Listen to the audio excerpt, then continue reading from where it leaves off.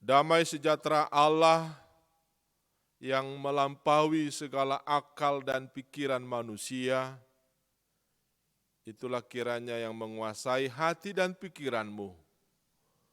Di dalam nama Tuhan kita Yesus Kristus. Amin. Shalom. Horas. Salam Reformanda. Masih haholongan.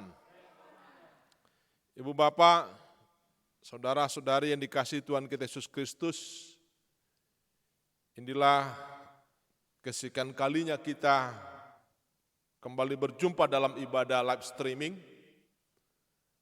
dan saya harap ini tidak mengurangi sukacita kita untuk memuji Tuhan. Dan sekaligus juga ini sebagai salah satu cara kita bersama pemerintah untuk memutus mata rantai virus corona yang sedang mewabah pada saat ini. Ibu Bapak, saudara-saudari yang dikasihi Tuhan kita Yesus Kristus, firman Tuhan bagi kita pada hari Minggu ini, Minggu 3 Mei 2020, Minggu Jubilate, tertulis dari kitab 1 Tawarik pasal 16, ayat 31 hingga ayat 36. 1 Tawarik 16, ayat 31 hingga ayat 36. Demikian bunyi firman Tuhan yang berjudul Nyanyian Puji-pujian Daud. Biarlah langit bersukacita dan bumi bersorak-sorak. Biarlah orang berkata di antara bangsa-bangsa, Tuhan itu Raja. Biarlah gemuruh laut serta isinya. Biarlah beria-ria padang dan segala yang di atasnya. Maka pohon-pohon di hutan bersorak-sorai di hadapan Tuhan, sebab Ia datang untuk menghakimi bumi. Bersyukurlah kepada Tuhan sebab Ia baik. Bahwasanya untuk selama-lamanya kasih setianya. Dan katakanlah, selamatkanlah kami, ya Tuhan Allah penyelamat kami, dan kumpulkanlah dan lepaskanlah kami dari antara bangsa-bangsa, supaya kami bersyukur kepada nama-Mu yang kudus, dan bermegah dalam puji-pujian kepadamu. Terpujilah Tuhan Allah Israel, dari selama-lamanya sampai selama-lamanya. Maka seluruh umat mengatakan, amin, pujilah Tuhan. Demikianlah pembacaan firman Tuhan. Bapak, Ibu, saudara-saudari yang dikasihi Tuhan kita Yesus Kristus, sangatlah mudah, sangatlah enteng untuk mengucapkan syukur jikalau hati sedang senang. Jikalau hati sedang gembira, jikalau segala sesuatu berjalan seperti yang dikehendaki, seperti yang diinginkan, jika segala sesuatu tersedia, jika segala sesuatu kondusif dan sebagainya dan sebagainya. Dalam suasana seperti itu, pasti sangatlah mudah, sangatlah enteng kita untuk mengucap syukur, untuk bersukacita. Ajakan bersorak-sorai, ajakan bersukacita, ajakan memuji Tuhan yang dikumandangkan firman Tuhan hari ini bagi kita, atau penekanan Minggu Jubilate yang kita rayakan hari ini, bukanlah karena faktor situasi yang ada, bukanlah karena faktor hati senang, hati gembira, bukanlah karena sesuatu berjalan seperti yang dikehendaki atau seperti yang diinginkan. Bukanlah karena sesuatu yang kondusif keadaannya. Tetapi penekanan, ajakan, bersukacita dari firman Tuhan yang menyapa kita pada hari ini karena relasi hubungan kita kepada Tuhan. penekanan, ajakan bersukacita dari firman Tuhan yang kita dengarkan yang menyapa kita pada hari Minggu Jubilate ini adalah karena relasi, hubungan yang intim dari Daud yang menghantarnya mampu melihat Tuhan sebagai pribadi yang maha hadir, sebagai pribadi yang maha kuasa, omnipresent dan omnipotent. Inilah yang melandasi ajakan sukacita, ajakan beria-ria, ajakan bersorak-sorai dari Raja Daud yang diingatkan firman Tuhan hari ini. Yang juga diingatkan Minggu Jubilate yang menekankan marolopolop tude batamahamu. Memuji Tuhanlah kamu.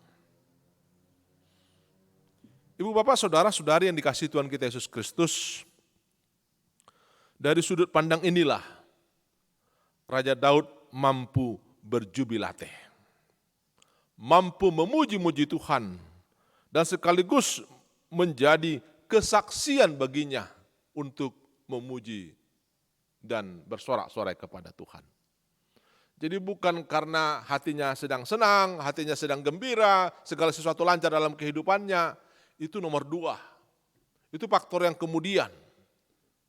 Tapi faktor yang utama, ajakannya untuk bersuka cita memuji Tuhan, bagi dirinya dan bagi umat yang dia pimpin, adalah karena relasinya kepada Tuhan. Tuhan yang maha hadir dan Tuhan yang maha kuasa. Omnipresent dan omnipotent.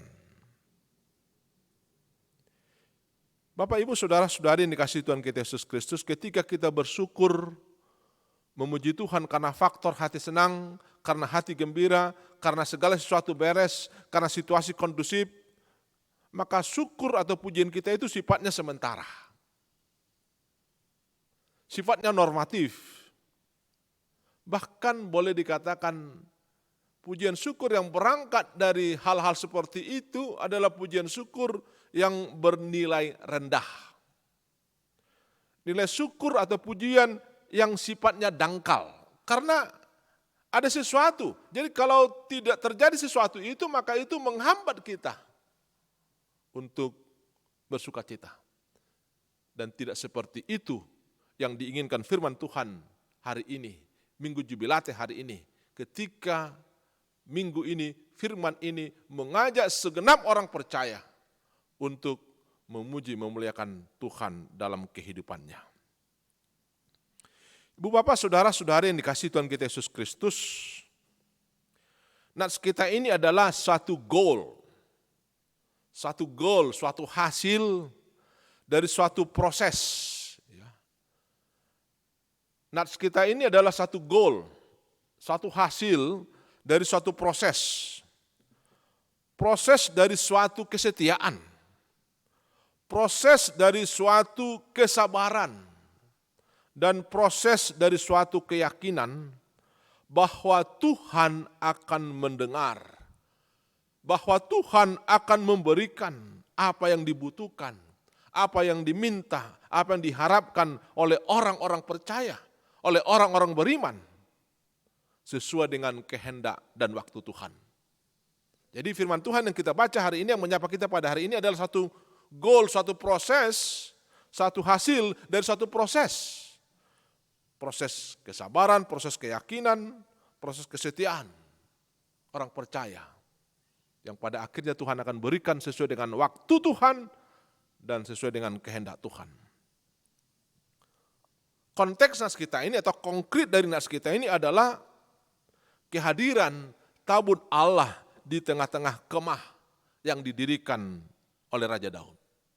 Kalau kita baca firman Tuhan di ayat-ayat sebelum nas firman Tuhan kita ini, bahwa tabut Allah itu telah berada di tengah-tengah kemah yang didirikan Raja Daud di tengah-tengah kehidupan umat Israel.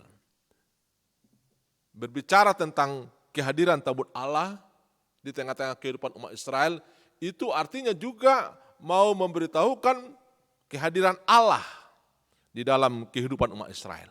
Jadi tabut Allah itu adalah representasi kehadiran Allah di tengah-tengah kehidupan umat Israel. Dalam kehidupan orang percaya, kalau kita tarik dalam kehidupan kita. Jadi nats ini berbicara tentang kehadiran Allah dalam kehidupan orang percaya. Dalam kehidupan saya, kehidupan Bapak Ibu Saudara-saudara sekalian.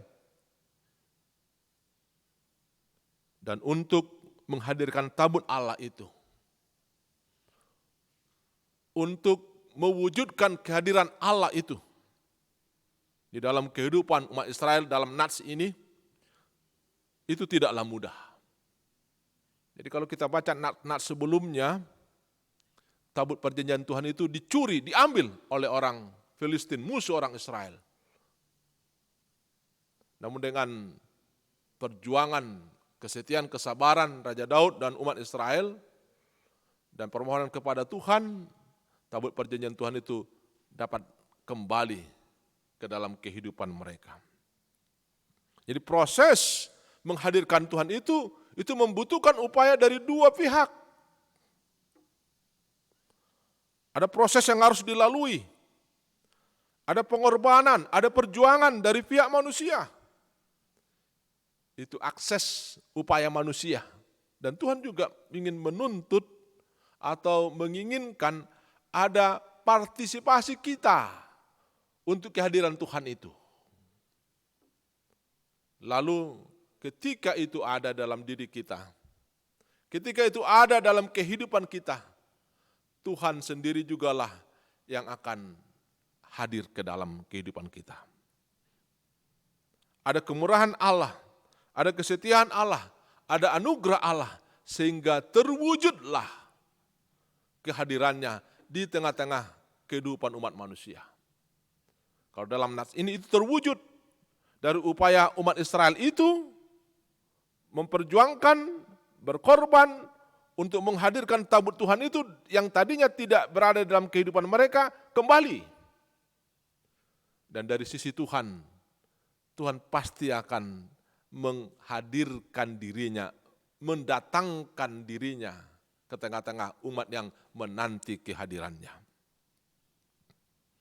Itulah yang berpadu dalam nats ini, yang menghantar Daud menyanyikan nyanyian puji-pujian dan menyaksikan serta menyuarakannya kepada setiap makhluk. Itulah yang terkandung dalam firman Tuhan yang menyapa kita pada Minggu Jubilate ini.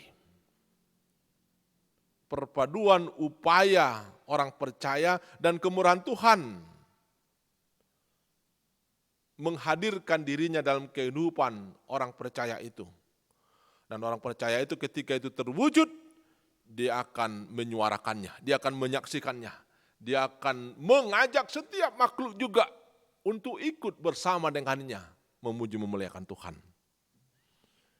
Itulah dalam nats ini Raja Daud mengatakan, biarlah langit bersuka cita, biarlah laut padang beria-ria, biarlah pohon-pohon bersorak-sorak. Jadi dia tidak hanya dirinya saja yang dia jadikan untuk memuji Tuhan, yang dia ajak untuk memuji Tuhan, tapi setiap makhluk, segenap makhluk ciptaan Tuhan dia ajak. Dan ini menjadi tugas juga dalam kehidupan orang percaya. Dia menjadi pemimpin ciptaan untuk memuji Tuhan. Ini menjadi tugas orang percaya. Dia menjadi leader, pemimpin setiap umat ciptaan Tuhan untuk ikut memuji Tuhan. Bapak, Ibu, Saudara-saudara yang dikasihi Tuhan kita Yesus Kristus, kalau langit, laut, padang, pohon bersorak-sorai, bersukacita, beria-ria, apalagilah kita, umat ciptaan dan anak-anaknya, harus lebih lagi dari mereka untuk bersorak-sorak. Lebih dari makhluk lain bersukacita memuji Tuhan. Apa dan bagaimanapun situasinya, karena Tuhan sudah menyatakan dirinya dan menyatakan kuasanya, maka inilah landasan kita, dasar kita untuk memuji Tuhan. Dasar-dasar yang lain itu adalah dasar-dasar sekunder, dasar-dasar tertier, faktor pendukung, bukan faktor utama dari orang percaya untuk memuji memuliakan Tuhan. Dalam bahan Patanakon Hatani Dipata PHD Seksi AMA kemarin di gereja kita, AKBP Bandung Repermanda, saya mengajak dan memohon agar para kaum bapak mau menulis ya, dan menceritakan pengalaman kerohaniannya di masa pandemi COVID-19 ini. Jadi kalau kaum bapak gereja HKBP Bandung Repermanda mengikuti bahan PHD kita hari Rabu kemarin, saya mengajak setiap kaum bapak yang ikut untuk menulis, menceritakan pengalaman spiritualitasnya di masa pandemi COVID-19 ini. Saya yakin kita dapat melihat sesuatu yang berbeda dari pemeliharaan Allah. Kita dapat melihat sesuatu yang berbeda dari perintah atau dari penyapaan Allah bagi kita. Ada pasti reposisi dalam memahami segala sesuatu. Pasti saya sendiri melihat hal itu, mengalami hal itu. Ada satu reposisi memahami segala sesuatu di tengah-tengah pandemi COVID-19 ini. Dan saya yakin itu bukan hanya saya yang bisa melihat hal itu.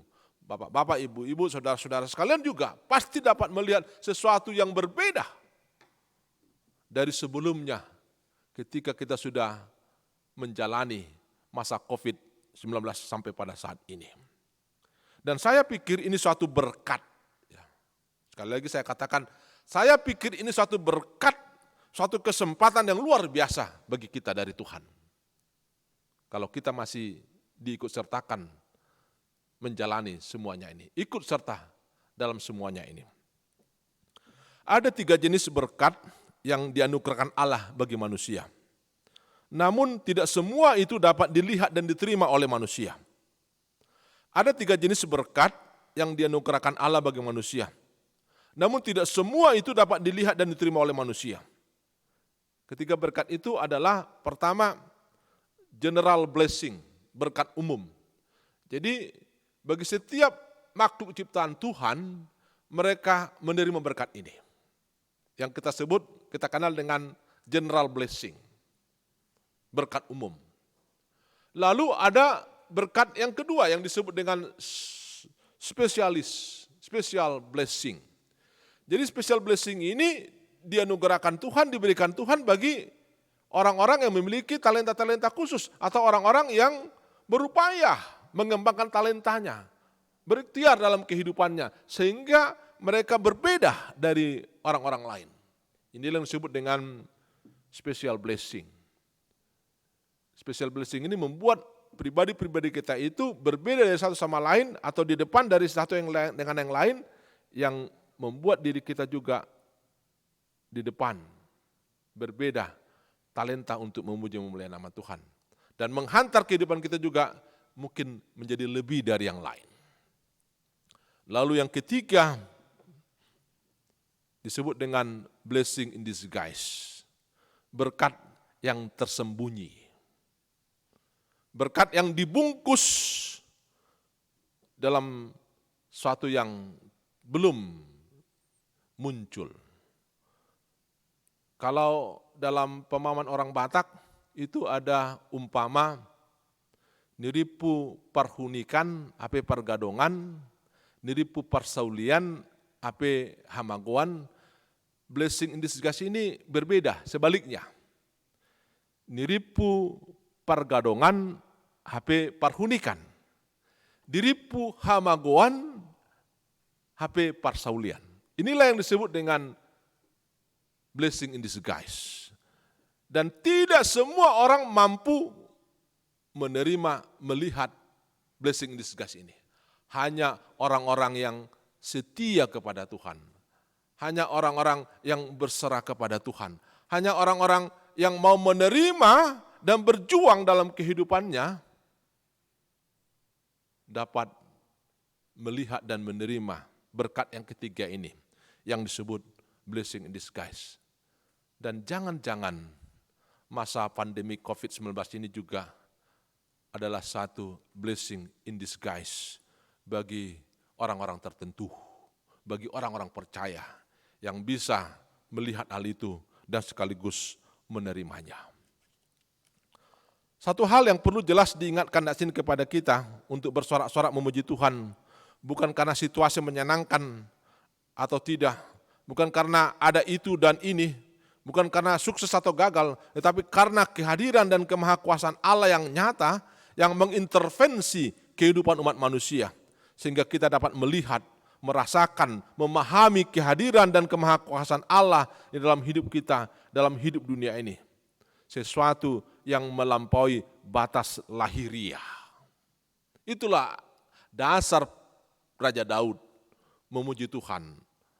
Penekanan Minggu Jubilate ini memuji Tuhan, melampaui batas lahiriah untuk memuji Tuhan. Itulah yang dikehendaki Natsin kepada kita. Satu teologi yang menarik dari penutur kitab Tawarik, mereka melihat ulang sejarah yang ada. Sekalipun mereka menyisihkan hal-hal yang objektivitas atau yang buruk dari kehidupan umat Allah dan menyusun sejarah secara positif dari kehidupan umat Allah. Ini satu yang menarik dari teologi kitab Tawarik, ya. Mereka menyusun ulang sejarah yang ada dan melihat sisi positif dari kejadian-kejadian yang ada dan menghapus sisi negatif yang ada dalam sejarah itu untuk melihat bagaimana penyertaan, penyelamatan Tuhan bagi umat manusia, khususnya bagi orang percaya. Artinya secara sederhana, teologi kitab Tawarik ini, mereka melihat hal-hal yang positif dari segala sesuatu yang ada dan menghubungkannya dengan sejarah keselamatan yang dianugerahkan Allah kepada mereka. Secara tidak langsung mereka senantiasa melakukan introspeksi dan membangun ulang, mengkonstruksi ulang seturut kehendak Allah dan keberadaan manusia. Jadi teologi kitab Tawarik ini adalah mereka mencoba mengkonstruksi ulang, ya, sejarah yang ada atau kehidupan orang percaya itu dan melihatnya seturut dengan kehendak Allah, lalu mengimplementasikannya dengan keberadaan mereka. Ini yang menarik dari teologi kitab Tawarik ini. Inilah yang senantiasa perlu kita camkan dalam hidup kita. Memahami kehendak Allah dan mengimplementasikannya dalam keberadaan kita. Memahami kehendak Allah dalam situasi kehidupan kita dan mengimplementasikannya dalam keberadaan kita. Bukan sebaliknya. Sebaliknya yang salah, yang sering terjadi adalah mengutamakan keberadaan kita dari kehendak Allah. Bukan seperti itu. Ada dua pesan kuat dari Minggu Jubilate ini untuk kita perhatikan. Ada dua pesan kuat dari Minggu Jubilate ini, ajakan bersorak-sorai ini untuk kita perhatikan. Pertama, ajakan memuji Tuhan di dalam keberadaan dan kekudusannya. Ini menekankan faktor eksternal dan faktor internal yang perlu disinkronkan. Tabut perjanjian adalah keberadaan. Sekarang tabut perjanjian itu diartikan gereja atau rumah tempat kita beribadah sekarang, atau persekutuan. Saya ingat waktu peristiwa HKBP 92 sampai 98 ada istilah perlape-lapean. Itu satu keberadaan yang nilainya tidak kurang dengan gereja. Itu keberadaan. Tapi kita juga salah kalau kita mengabaikan gereja. Kalau ada gereja tapi kita lebih enak bersekutu di mall, ini salah juga kalau ada pemahaman seperti itu. Menomorduakan gereja, menomorsatukan tempat yang menyenangkan hati kita. Jadi keberadaan itu adalah karena kita rasakan ada kehadiran Tuhan di sana. Dan ini akan menjadi dapat nilai, poin lagi, kalau di dalamnya ada kekudusan Tuhan. Kekudusan Tuhan. Itulah yang pertama diingatkan Natsin kepada kita. Ajakan memuji Tuhan di dalam keberadaan dan kekudusannya, yang menekankan faktor eksternal dan internal. Keberadaan itu adalah eksternal, kehadiran Tuhan, dan kekudusan itu adalah keberadaan Tuhan. Sifat Tuhan hadir di dalamnya. Jadi ini menjadi benar jika keberadaan Allah itu diisi dengan kekudusan, yaitu faktor internal. Keberadaan atau kehadiran Allah tidak dapat dipisahkan dengan kekudusannya. Dalam hal inilah kita pertama diingatkan nas ini untuk memuji Tuhan di dalam keberadaan atau kehadiran dan kekudusannya. Itu yang pertama. Yang kedua, nas ini mengajak kita memuji Tuhan karena kebaikannya, sifatnya. Ajakan memuji Tuhan karena kita mengenal kebaikan Tuhan, sifat Tuhan. Itu terkandung dalam ayat 34. Bersyukurlah kepada Tuhan sebab Ia baik, bahwasanya untuk selama-lamanya kasih setianya. Kebaikan Tuhan tidak pernah dipengaruhi oleh kebaikan kita. Ini terbukti Dia bersedia mati tak kala kita masih di dalam keberdosaan kita.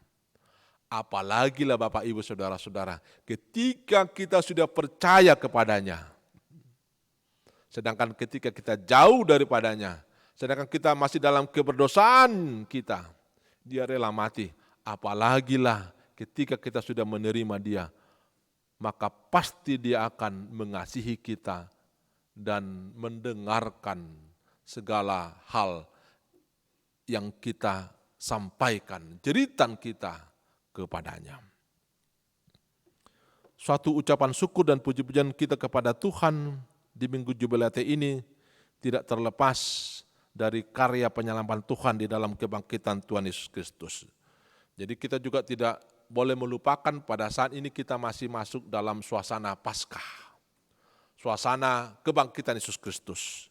Dan Jubilate ini juga terikat dengan peristiwa kemenangan Kristus. Inilah sentral kita, pusat kita bersorak-sorai, bersukacita beria-ria, bahwa Tuhan telah mati dan bangkit untuk menyelamatkan kita, maka kita pun wajib, patut untuk mensyukurinya dan meneruskannya bagi segenap makhluk. Bersorak-soraklah bagi Tuhan. Nyatakanlah itu Bapak Ibu Saudara-saudara dalam kehidupan kita. Bukan karena situasi, tapi karena relasi kita kepada Tuhan yang maha kuasa, yang maha hadir, dan yang telah berkarya menyelamatkan kita.